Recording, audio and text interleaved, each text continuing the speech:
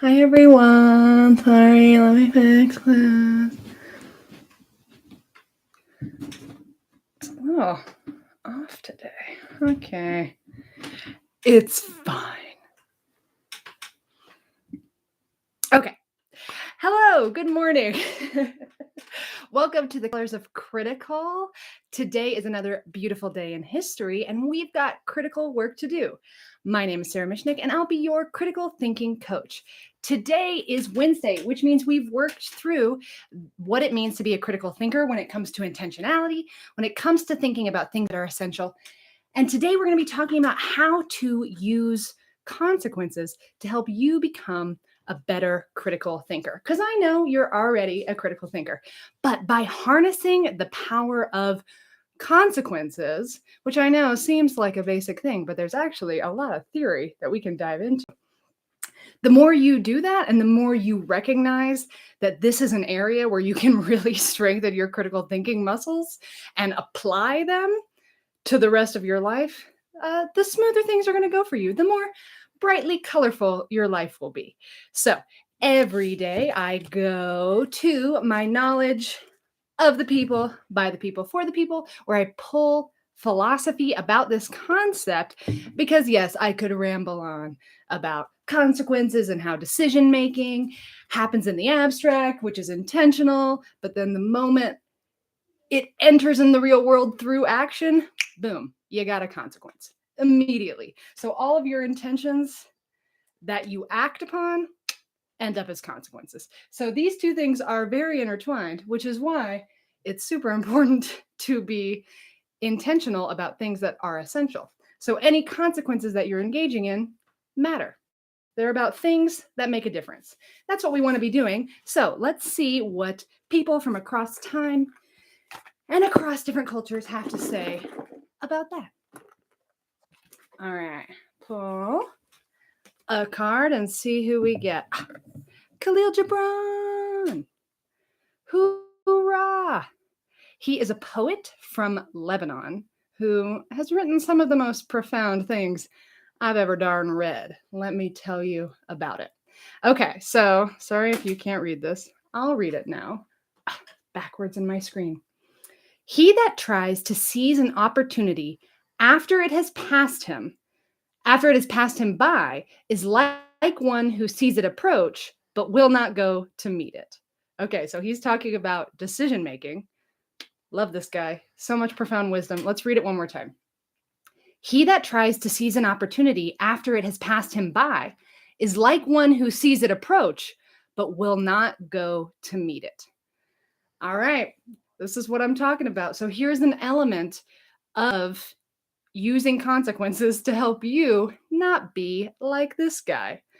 Because we've all been both of these guys now, haven't we? And the only way to not be one of these guys is to learn from your mistakes and to recognize, when did I in the real world, when did my decisions actually grasp that opportunity at the right time? When did I let stuff pass me by? When did I not approach an opportunity, right? When you can begin to sort events in your life into these three categories and label them as these particular phenomena, then we can begin to start learning something and sifting through what things really made a difference in your life and which times, we regret. Because I'd say both of those are a different kind of regret, right? Critical thinking is all about action. And to be a critical thinker, I want you to have no regrets. That's what it means. If you're critically in this world, you are living fully and intentionally about things that matter. And surprise, surprise, your decisions are correct when you're being critical, which is precisely why we got to strengthen these muscles, you guys. Okay, so he that tries to seize an opportunity after it has passed him by. Oh, that's great.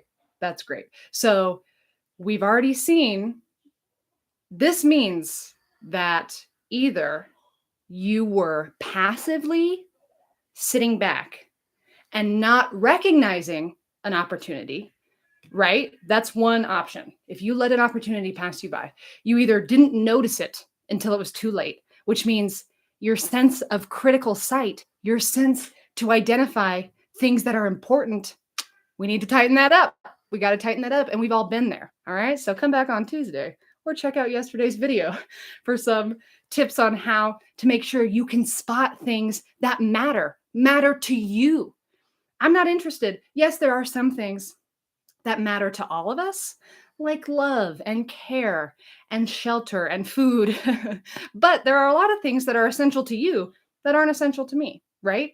And so these opportunities are going to look different for each of us. There are going to be opportunities that could walk past you and I that would be a missed opportunity and a regret for you and not a regret for me. So you've got to develop this sense of sight for yourself. But maybe I'm getting ahead of myself because that's what independence is all about tomorrow. Okay, so either you passively sat back and didn't recognize it, or you did recognize it and you either didn't realize it was moving away from you, right? That it was going to go. You thought you still had time, or you just didn't act. Mm. Critical thinkers recognize the importance of action, and so does Khalil Gibran, who mentions that the other dude, the one who sees it approach but will not go to meet it. Okay, so that person also didn't act. These two are the same. They're both watching something and they're not acting in time. And if you're going to prove to the world if the consequences of your life, which we can all see, we can't see your intentions, but we can see your consequences. We can see, maybe we don't know that you let an opportunity pass you by, but you rack up consequences in your life. We all do. That's the nature of being historical creatures, is that we have a history, we have a future and a past. And in all this time, every act I make has consequences. So boy, we really racket it up. All right. There's a lot that we do. And if you don't have a critical grasp of all these consequences, oh man, you're going to be doing a lot of things uncritically. You're going to let a lot of stuff pass you by that you would have rather done instead. So don't be like either of these guys. Make sure to seize opportunities. So you got to learn how to spot them. What is an opportunity for you? What things matter to you? You've got to get that in order, yo. You've got to know what things you want to pursue, or you're not going to even know what opportunities you want. So back to intentional. These things go really hand in hand. You're going to have to get to know yourself. You're really going to have to think critically about these things and say, what is it that are opportunities for me that I wouldn't want to let pass? What are those things so I can make sure that I don't have these regrets? That's critical thinking. We want to free you from as many regrets as possible because we care about intention plus action. These two things are praxis. When you're engaging in praxis, you're reflecting and you're acting. And in order to make good decisions, to be able to not be like those people who don't act and who let opportunities pass them by, you're going to have to learn how to reflect and act at once. This is a critical lifestyle, to be constantly thinking and constantly acting about these elements. Okay.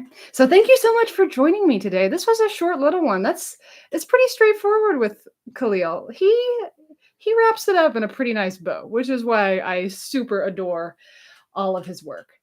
Last thing. Okay. I do have a note on the back that I should probably bring up.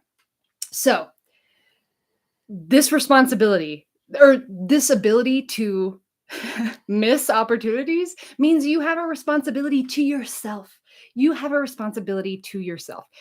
We talked last week about having mental bouncers at the front of your mind, which means every thought that enters, you've got someone at the door saying, wait. Should I let you enter? All right. This fact, this piece of knowledge, I've approved. It can go into my mind. I'll accept it. But also on the way out, you need to have a bouncer who knows what's going on, who knows what things to let out. And so that bouncer needs to be the one watching for opportunities, right? And being like, oh, opportunity, opportunity. We see an opportunity out there. Someone act, hurry. Who's gonna act? What action are we gonna take? We have protocol for this. We have a plan for this. So that is a skill that you can develop so you can be more responsible for your life and more responsible for a life that matters to you and a life that you care about and a life filled with opportunities that you acted on proudly because you spotted it and you acted. And that's pretty much the coolest thing you can do. So thanks, Khalil Gibran. I look forward to many more of his pithy pieces of wisdom. They're so good. Love them so much. And thank you for joining me today. Have a colorfully critical day out there. And don't forget about those consequences. I'll see you tomorrow. Bye.